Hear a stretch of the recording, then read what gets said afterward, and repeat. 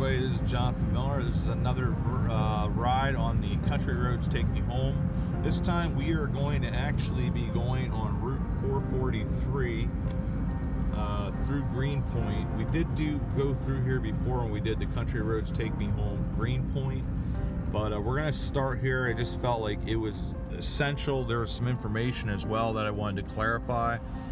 I really honestly am not completely sure whether what I said is right or not, but I had talked about a number of times of this being known as the Fishing Creek Valley. I'm not sure if that's actually correct. The reason being is when we go on to Route 443 after we turn right excuse me, at Indiantown Gap, once you go back through Annville Gap, there's an area there that's known as the Fishing Creek Valley. In fact, there's even the stream that goes through there is called Fishing Creek, and there's a town, I believe, that's called Fishing Creek as well. So it's sometimes hard to differentiate with when you're dealing with older records what area they're actually referring to. It seems odd that you'd have two valleys that are sort of like right near each other within like 5 miles that would both be known as the Fishing Creek Valley. I had never known that the Greenpoint, like the valley that goes through here in between, I believe it's the Blue Mountain and I believe the other one would be First Mountain, that they were called Fishing Creek Valley through here. But I mean, you never know. But I just wanted to add that clarification. I might have been wrong about that, might have been right, not really certain, but that is something I wanted to, as I go through Greenpoint here, through this valley, because you got on the right would be the Blue Mountain and on the left would be First Mountain.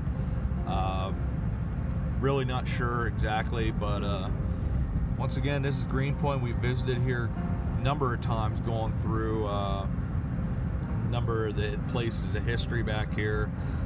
One, coming through Greenpoint, talking about the stories. You have Sadison's Lutheran Church. It's back there on Greenpoint Schoolhouse Road. We also talked about Joseph Johns here at Camp Bayshore Scout Reservation. The stone monument commemorating him is right here on the left, right next to the Bayshore Scout Reservation sign. We also talked about Moonshine Church. We visited there. We visited the Greenpoint Meeting House Cemetery. Doing the video for the Blue-Eyed Six, for instance, there's a lot of history back here. We also did some of the videos of some of the haunted history, like the Red Devil. We talked about the Blue-Eyed Six. There's a number of different tales back here that we've done videos back in this area. And as always, this is a area that is very close to my heart, having grown up here. We also obviously went back to the cabin as well. Talked about that, showed you a little bit of that. At some point, as I go through pictures and stuff like that, as I get settled again, I would like to see if I could find a number of those slides, get them put into photographs, and then be able to share those with you guys, what it looked like back in the heyday. It is a beautiful place. Like, it's beautiful again, but there was just a different quaintness to it. But I have a particular fondness for back here in Greenpoint, and always will. On Route 443, I did a lot of traveling along this road. We've done a lot of traveling along this road together as well, just because of all the videos that we've done. At some point, when we do come up here to Mount Moonshine Church, I do want to do a video on the cemetery there, because there's quite a number of important historical figures and also historical reference as well. And it is a pretty old church. Like, the current structure is actually from the 1960s, because I think it was 1961 the church burnt down, and I believe that might have been the original log structure, but that was a little further back off the road, and they moved the newer church forward, because they had an old cemetery that was behind the church, and because of all the vandalism that was happening, and quite frankly, most of the stones there were more field stones. You know, it was a very, very old church cemetery from the beginning. I think that was probably 1840s or so, and those got moved across the street then to the cemetery that Mr. Moonshine donated the land, and that's Moonshine Cemetery is here on the left and the church is on the right. So we will visit this at some point, and then we'll go through, because you have a number of figures of historical significance. Like I said, a lot to do with the Blue-Eyed Six. You have the Moonshine family that's buried in there. You have Joseph Raber, who was the victim of the Blue-Eyed Six. You have Charles Drews, who was one of the murderers. His wife is buried there, and as well as Franklin Strickler, who was the primary guy that did the murder. His parents are buried there. None of the Blue-Eyed Six are actually buried there, but it's a pretty cool place, a lot of cool history.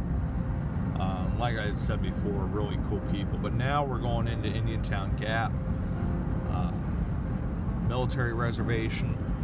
I can remember as a kid coming through here, because we used to go over and pick up one of my classmates on the bus ride and her family, and the tanks used to, this is a tank road over here. Now how much that actually gets used anymore, I really don't know, but it was really, really common back in like the late 80s and 90s that you'd see tanks all the time coming along this road here.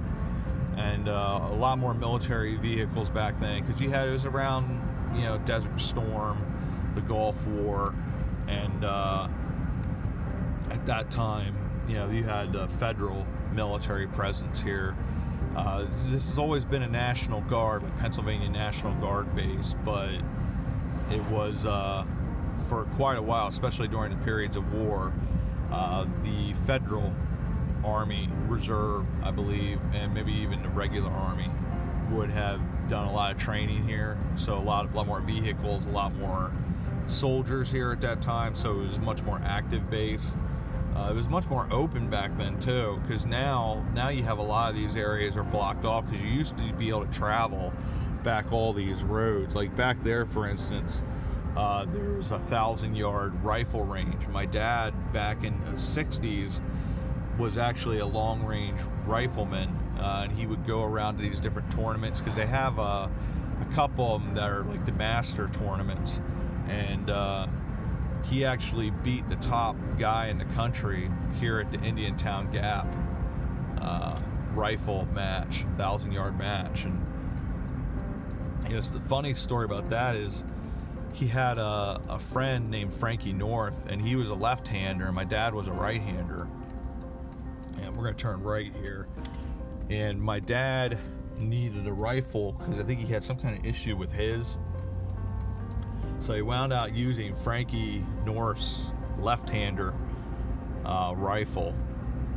It's pretty much the same thing, but it is a little bit of a different setup because those long-range rifles are sort of personalized, just because you have to have such an accuracy, because it's 1,000 yards. And he actually won with that rifle, and he did quite well at some of these national matches. He was in the top 50 quite a bit, and it's pretty impressive. But back there is where they had one of the rifle ranges that they did those matches at. But yeah. So on the left, which you're not going to be able to see it here, but is that Memorial Lake. At some point I want to do want to go back there, because I would like to, now that my hiking ability is a little bit better, I would like to go back there and hike back down to the bottom of the dam. And because the one gentleman had really said he enjoys dams, and I had done Sechrest Dam and got a good view of that. I'd like to get a good view of the Memorial Lake Dam, just because it's a pretty impressive structure. Marquette Lake, that one isn't as impressive, but you also don't have any way of having access to actually filming the dam itself, because it's actually on PennDOT training facility property, so you can't get down there to get a good shot of it. So, but anyways, and over this way as well, we went to H.M. Levitt's Park, and that'll be coming up on the left, the pathway or the road to go back to H.M. Levitt's Park.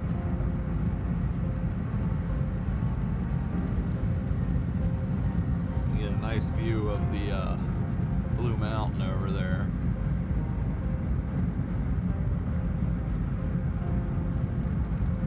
That's the mountain during the French and Indian War that sort of was the gateway and also the boundary of the frontier at that time. So, you know, the other side of the Blue Mountain was Native American territory. You had some people that would live, like Pine Grove's on the other side.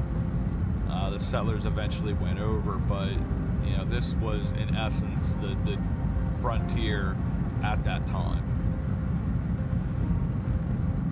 And it was along this mountain range, wherever you had these gaps like Swatara Gap, or you had the Tulpahawken Path, which was a major pathway over the mountain, or you had Manada Gap.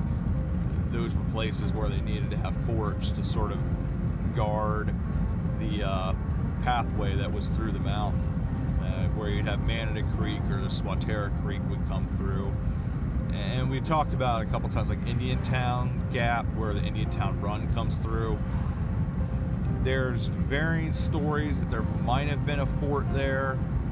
I sort of assumed there would be because it's another gap, but it doesn't sound like, the more I research, it doesn't sound like there actually was a fort there. And like we talked about Manada Gap, which will be coming up here not too long, they actually had 3 forts. They had one that was more of an outpost, is Robinson's Mill Fort. That sort of guarded the actual pass, and where they could send warning back to Brown's Fort, which was the James Brown's home. And I believe he was a captain in the militia. And then you had the federally, or not the federally, but the commissioned by the Colony Council in Philadelphia. And it was an actual government commissioned fort with Fort Manada, which was sort of, in essence, an outpost of Fort Swatara, because that was the main one in this area. And then you go down further west, which we'll get there, to Barnett's Fort, which was John Barnett, who was also, I believe, a captain in the militia. That was his home, which was used as a fort. That was a place of refuge, but they also soldiers did stay there, sort of like Reed's Fort, which is further east. And then finally the Fort Hunter, which we had stopped at, which is now Fort Hunter Mansion Park, which we're actually going to end this video there, because I want to see if I can go back to the cemeteries, because there is an African American cemetery, is a slave cemetery, because Fort Hunter, unfortunately, they own quite a few slaves, about 20 slaves.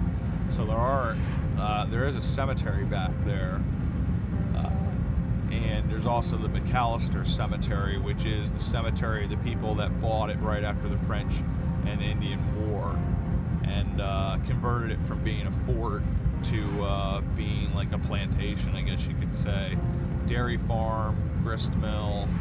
I believe they even had like winemaking there, or some kind of alcohol that they made. And they also had a tavern there, amongst many other buildings. It was quite the sight, actually.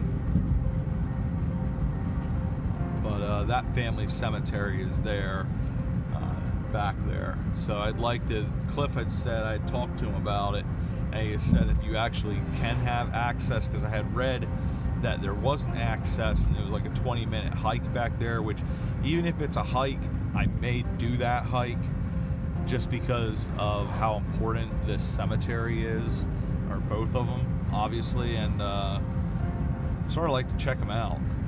There's quite a bit of age there, and a lot of historical importance, and it's good to remember these places. So we're gonna see if we can get back there when we do go to Fort Hunter, and we'll see what we have to see. There's another cemetery along here as well I'd like to check out. It's called Miller's Cemetery. Now, how significant it is, I really don't know. I think it's not that old. Church is no longer there.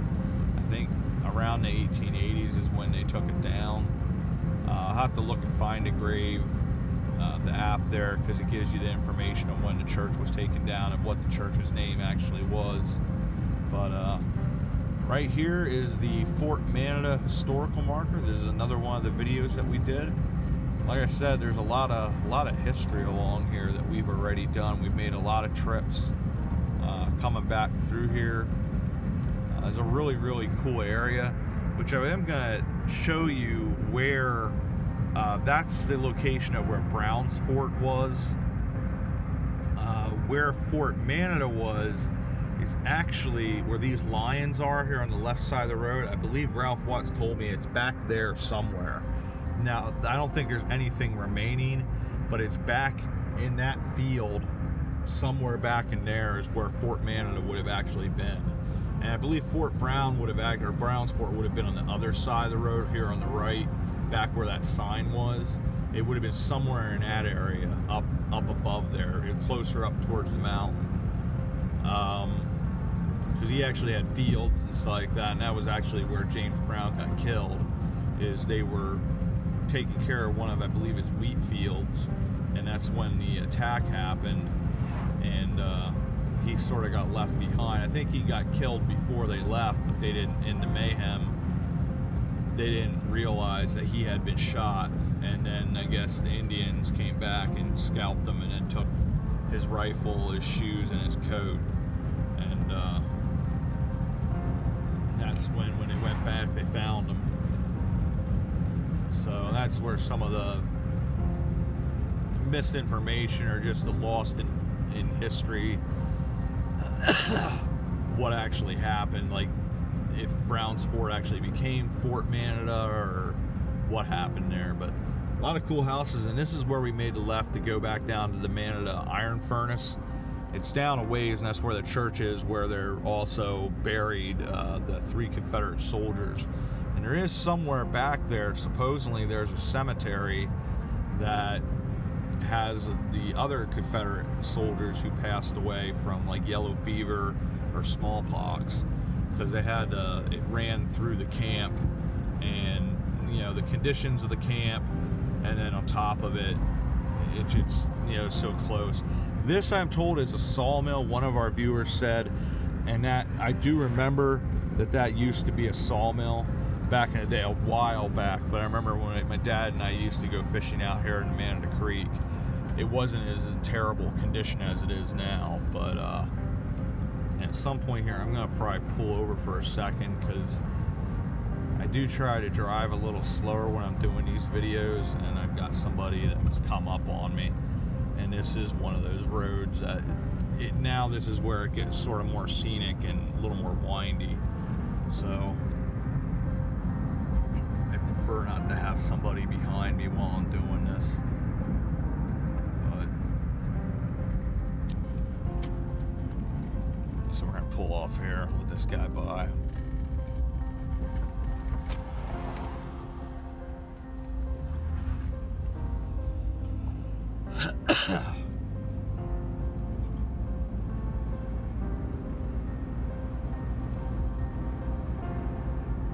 Now this is the area that is known, and this road actually is known as, it's Route 443, but it's known as Fishing Creek Valley Road. So this is the area that's known as Fishing Creek, and I think we're still like Manada Creek here, but like somewhere along here it's called the Fishing Creek. So I would lean towards that this is the Fishing Creek Valley that they were talking about, and at least I would assume that. And being that one of the towns through here is called Fishing Creek, that would also make me assume this is probably actually the Fishing Creek Valley, not the Greenpoint Valley. And it sounds like, too, the more research I've done as well, Greenpoint was known as Greenpoint much earlier. There's actually a whole slew of towns that were back in there.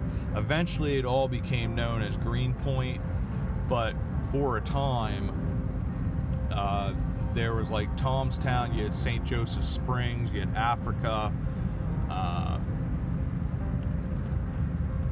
you had, I'm trying to think what some of the other ones are, but back where, like, because they took all those people's homes when they did the Swatara, what was going to be the Swatara Dam, and there were about 3 or 4 towns through there as well that basically just got extinguished, which is a shame, but eventually, like I said, it all sort of became known as Greenpoint.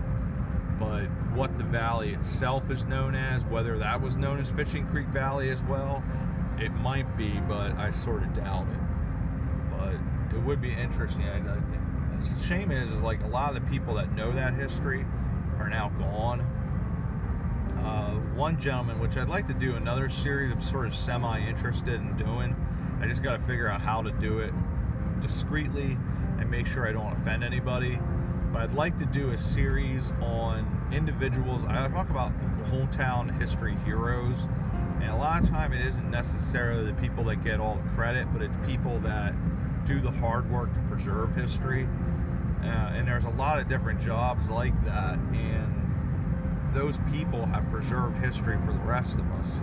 And they really, those type of individuals make what I do, where I'm trying to put this on, say, a more permanent record, so you actually have it now digitized and on video.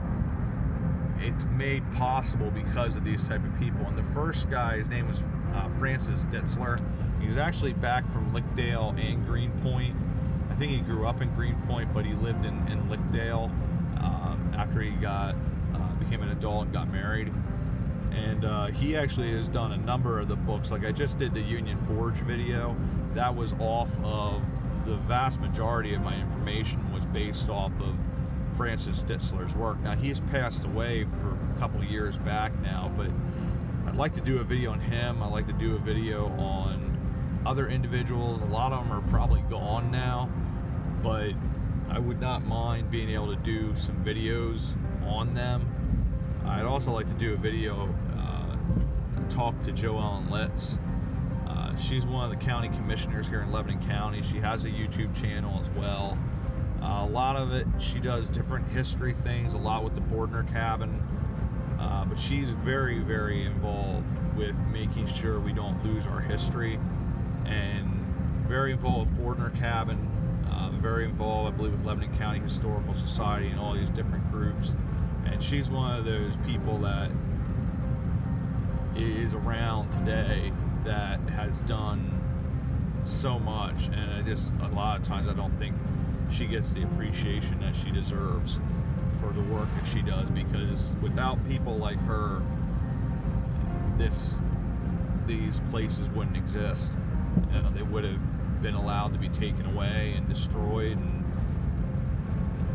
so I wouldn't mind doing an interview with her and talking to her about some of the different things that she does, the concerns that she has currently about some of these historical places, and raise more awareness. Something that I think is very, very important.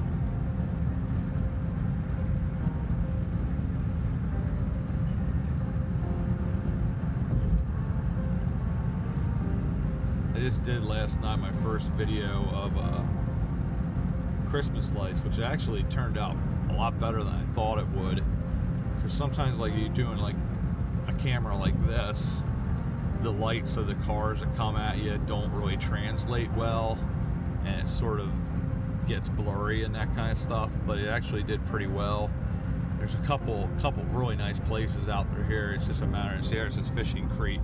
So that's the Fishing Creek back there, and I believe this, I'm not sure if this is the town yet, but we're coming up, if this isn't it, is Fishing Creek, the actual town called Fishing Creek.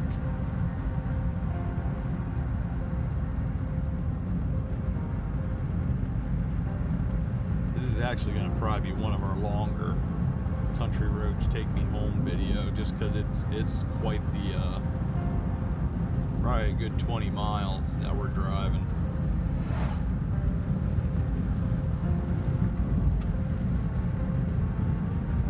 I think to, I want to go to the sign for Hecktown as well.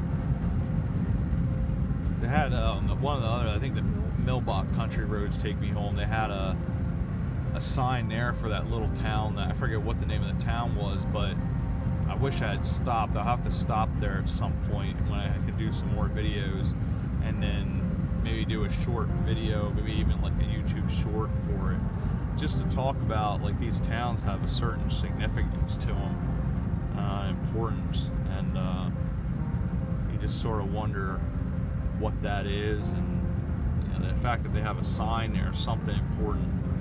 I mean, there's always something that important that happened, but something like even slightly more significant. Somebody at the very least cared enough to make sure the history of their town is preserved, because there's so many little towns. You know, you don't think about like this. The town that I live in currently, Steelstown, is really a tiny town, but there were a lot more historical things that were there in the past. There's an old schoolhouse, blacksmith shop, which there's a blacksmith shop there now currently, but it's a metal worker, I guess would probably be more what you call them. But the little town of Signer, which is just south of where I live, Steelstown, there was a lot more there back in the day. You know, a lot of these towns were pretty self-sufficient because you didn't have you know, the Walmarts and those types of things back then, so you had to have your general store, you had your saddlery, you had your blacksmith shops, all these different things for people to be able to survive. And you know, the communities really were essential, that you had to work together. You knew your neighbors, you worked together, and all those things. And that's a pretty little barn over there with the white windows.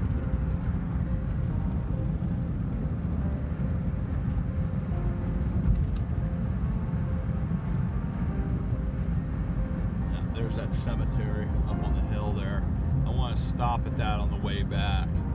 I start Barnett's Ford as well, because I just want to check out a couple different things there. There's some of the videos that I have over the next couple weeks that I want to do. Because through like the second week of January, it's going to be a little nuts for me, so I'm not sure how consistent I'll be with my videos. Thankfully, tomorrow I'm meeting with the people about this place, and I guess rent a room or be a roommate or whatever, but it's a permanent residence instead of me having to do the whole hotel motel thing, which I can afford and do, but it's also not the most appealing thing, because you got to be really careful in places like that, especially if you're getting one of them that's a little cheaper and you can get weekly rates.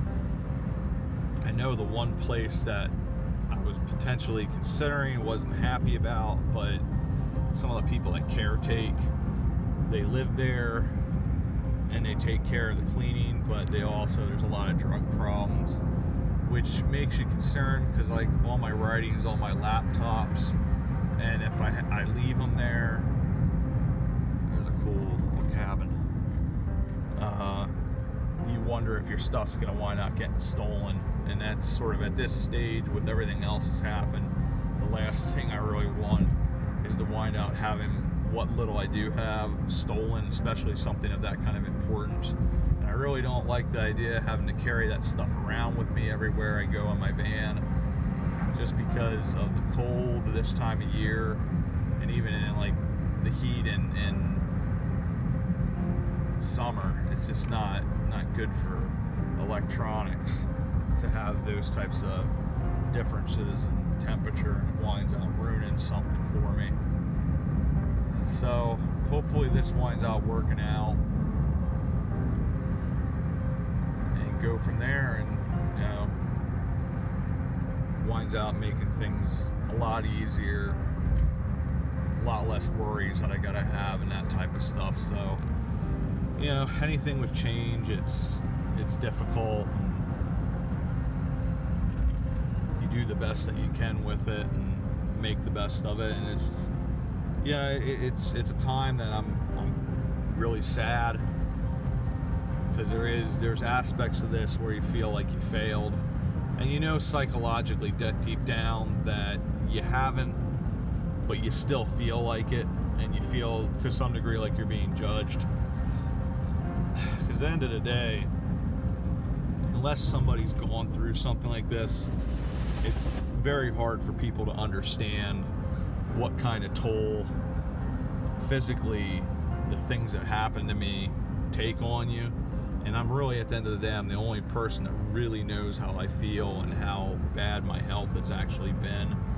So it is one of those things, like, I don't know, that's difficult, because you feel like, in a way, people think that you've been a schmuck and that you've been really irresponsible. And it's, unfortunately, I mean, with a situation like that, that sort of happens, and it couldn't be further from the truth.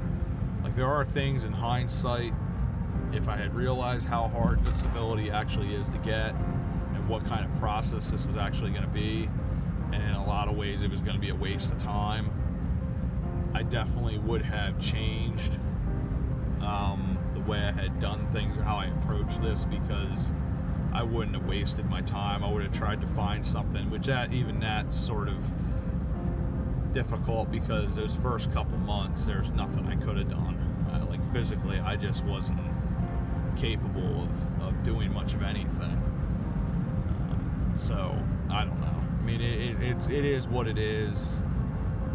It is one of those things that it does make you think about some of the political stuff that they talk about with healthcare and that type of stuff, because you really are, like, you're one medical emergency away from, in essence, being homeless. And you don't even have to have done anything wrong, just stuff happens. And that's sort of, you got a lot going through your head, I'll say that. And it's just sort of like, at this stage, there's nothing you can do about it. You just try to ultimately, in the end, as I get back on my feet, make it right with the church, and try to do what I can to get back on my feet, and eventually get back to some kind of normalcy, and I believe that'll all happen, and ultimately I'll be better off than I was before. But when you're in the moment, like you're in the middle of the storm, it's hard to see that sometimes. Like, you got to keep a positive attitude, or you go nuts with, you know, just depression and grief. But if you keep a positive outlook, and I'm fortunate that you guys have been so awesome. It really has been that bright spot in my life. So I can't say how much. Once again, I just say it over and over, but I think that's the way to do it, is to say thank you over and over again, because ultimately I wouldn't be able to be where I'm at today if it wasn't for you guys.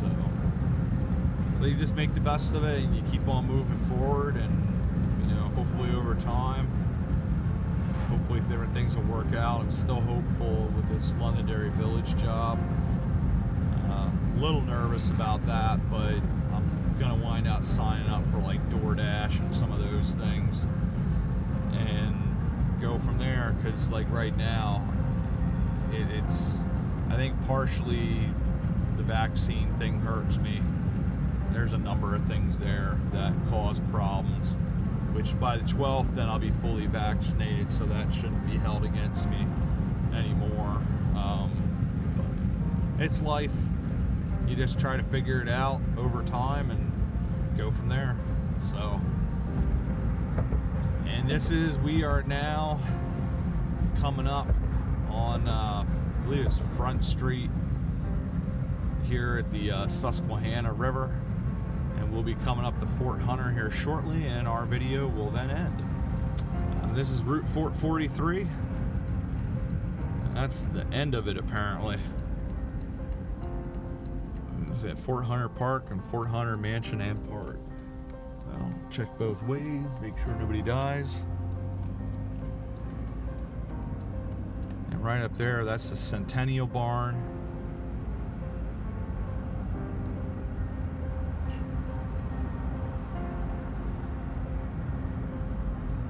And with that, we're going to say goodbye.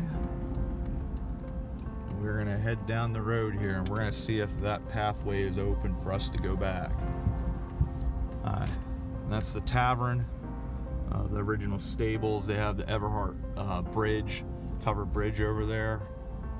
A number of other buildings and things like that. So, hi everybody. Thanks for coming along once again, and we will see you all about town.